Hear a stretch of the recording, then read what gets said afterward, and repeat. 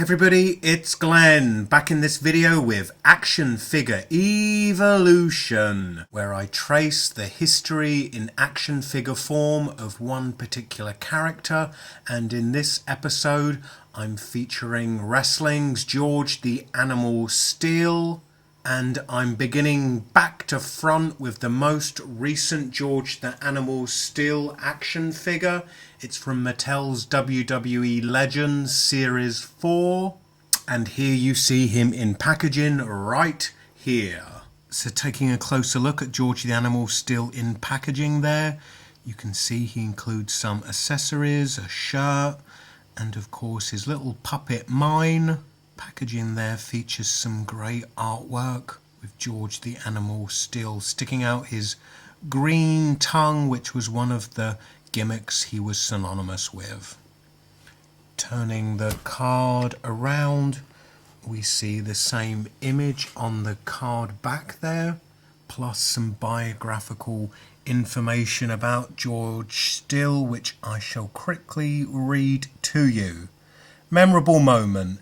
In the latter portion of his remarkably expansive career, George the Animal STEELE entered into an intense love triangle with Randy Macho Man Savage over his manager Miss Elizabeth. After losing to Savage at WrestleMania 2, a lovesick STEELE helped Ricky the Dragon Steamboat defeat Macho Man a year later at WrestleMania 3. Savage was about to strike Steamboat with the ring bell when STEELE shoved him off the top rope, allowing the Dragon to pin Savage and end his reign as Intercontinental Champion. Although STEELE never saw WWE Gold and did not win the heart of Miss Elizabeth, soon afterward he found a new friend in Mine, a puppet he brought with him to the ring that had a hairy body and bald head just like him.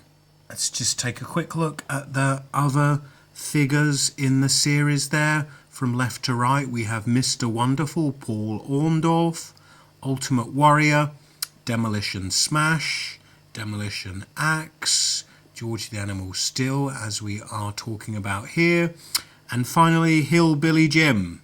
Okay, so I'm going to open up George STEELE. I'll give you my impressions of him and then we'll talk about earlier versions of George STEELE in action figure form. So here is George the Animal STEELE out of packaging, and what a great figure. Has a really good likeness to George in the face.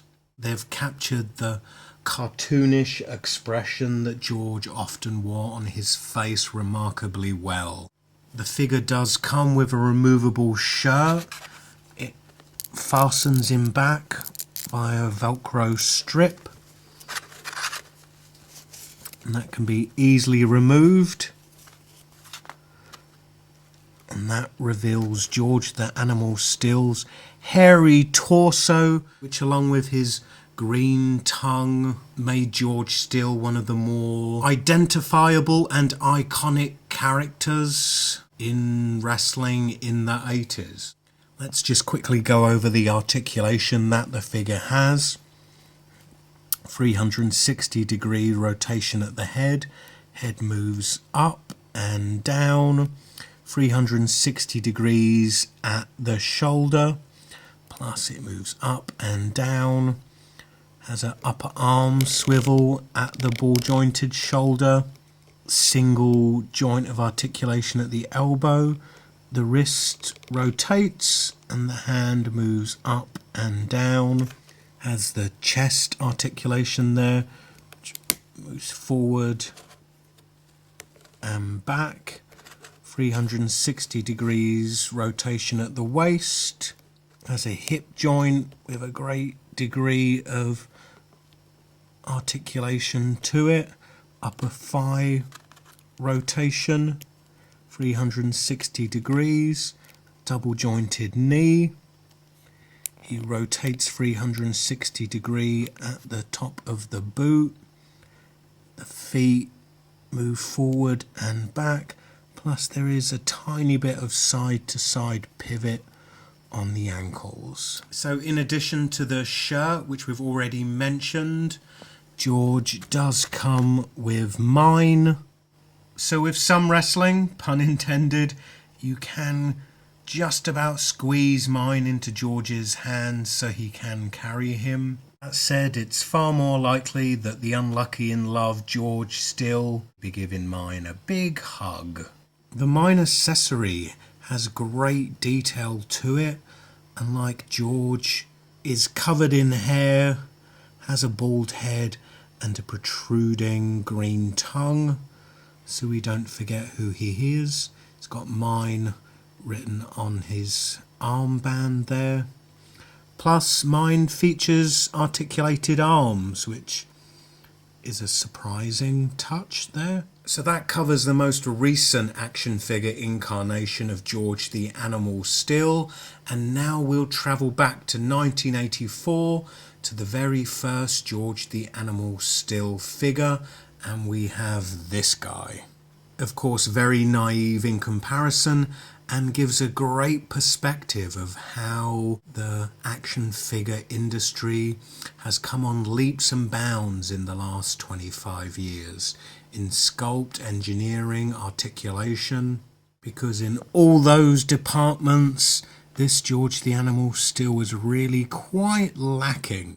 This figure was made by LJN Toys, who are probably best remembered for producing the Thundercats action figures. They produced the WWF Wrestling Superstars action figures between 1984 and 1989. And all their figures, like George here, featured no articulation. They were all solid rubber figures. Take a closer look at George.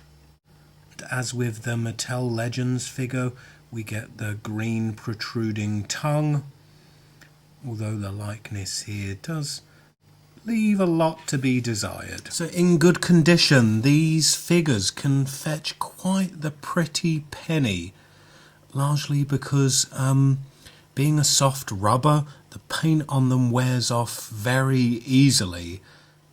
And really, in many ways, these figures were really quite the hazard.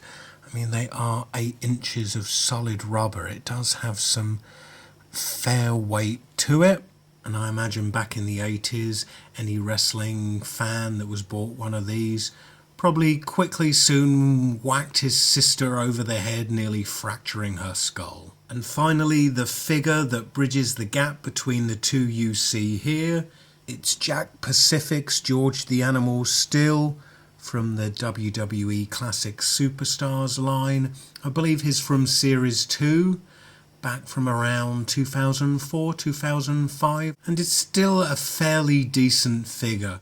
I mean, the facial likeness probably isn't quite there compared to Mattel's effort, but still leaps and bounds better than the 1984 LJN figure, that's for sure. So the WWE Classic Superstars figure by Jakks did come with some accessories, unfortunately no mine, but it did come with a very character-specific turnbuckle pad.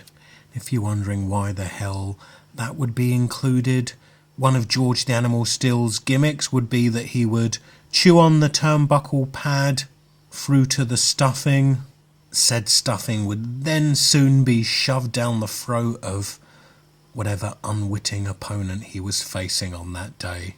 The second accessory, it's a bit more of a stretch, but it's this wooden club.